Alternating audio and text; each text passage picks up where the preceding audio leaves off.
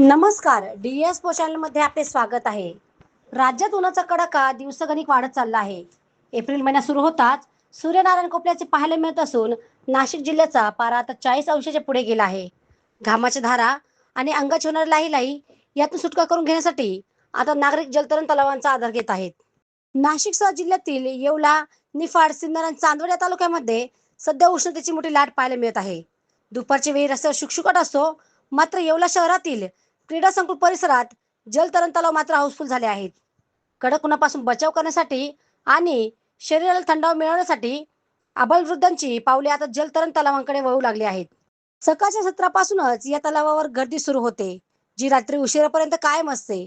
विशेषतः बालगोपाळांसाठी उन्हाळी सुट्ट्यांची ही पर्वणीच ठरत आहे. केवळ छंद म्हणून नव्हे, तर आरोग्यासाठी आणि उष्णतेवर मात करण्यासाठी जलतरण हा सर्वोत्तम पर्याय असल्याचे नागरिक सांगत आहेत.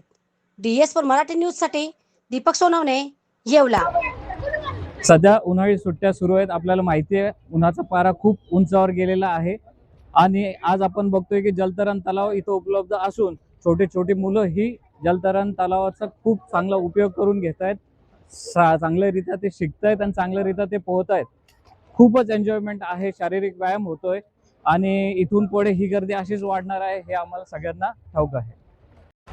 पोहणं शरीरासाठी खूप आवश्यक आणि सर्वांगीण व्यायाम आहे. संपूर्ण शरीराच्या सर्व स्नायूंचा व्यायाम पोहण्यातून होतो.